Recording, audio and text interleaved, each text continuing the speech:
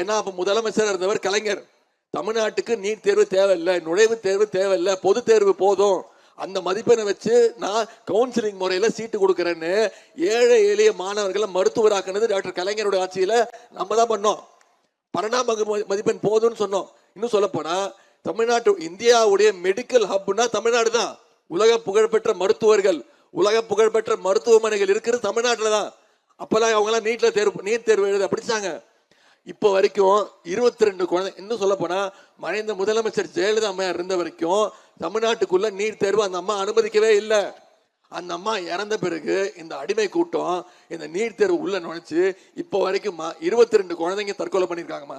அரியலூர் மாவட்டத்தில் அனிதால ஆரம்பிச்சு போன வருஷம் சென்னையை சேர்ந்த ஜெகதீசன் இறந்துட்டான். இப்போ நீட் தேர்வு எழுதணும்னா கோச்சிங் கிளாஸ்க்கு போகணும். கோச்சிங் கிளாஸ்க்கு லட்சமா செலவு பண்ணணும். அந்த பையன் இறந்து, ஜெகதீசன் இறந்து அடுத்த நாள் அவங்க அப்பாவும் தற்கொலை பண்ணிக்கிட்டாரு. அவங்க அப்பா பேர் செல்வசேகர்.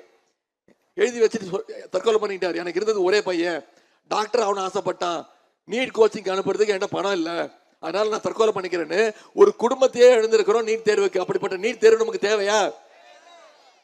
திரு மோடி அவர்கள் நீட் தேர்வு கண்டிப்பா வேணும்ன்றாரு. நம்ம தலைவர் தேர்தல் அறிக்கையில சொல்லியிருக்காரு, கண்டிப்பா இந்தியா கூட்டணி ஆட்சி அமைச்சதுன்னா தமிழ்நாட்டிலிருந்து நீட் தேர்வு விலக்கு அளிக்கப்படும் சொல்லியிருக்காரு. அது மட்டும் இல்ல, காங்கிரஸ் உடைய தேர்தல் அறிக்கையில இருக்கு. சகோதரர் ராகுல் காந்தி அவர்கள் 2 நாளுக்கு முன்னே திருநெல்வேலியில் வந்து சொல்லிட்டு போயிருக்கார்.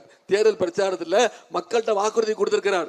கண்டிப்பா தமிழ்நாட்டில் காங்கிரஸ் பேரியக்கம் நம்முடைய இந்தியா கூட்டணி ஆட்சி அமைச்சதுன்னா, பிஜேபி ஆட்சியை ஒழிச்சோம்னா, ஓட விட்டோம்னா நிச்சயம் தமிழ்நாட்டில இருந்து நீட் தேர்வு விலக்கு அளிக்கப்படும் சகோதரர் ராகுல் காந்தி அவர்கள் உறுதி எழுதியிருக்கிறாங்க.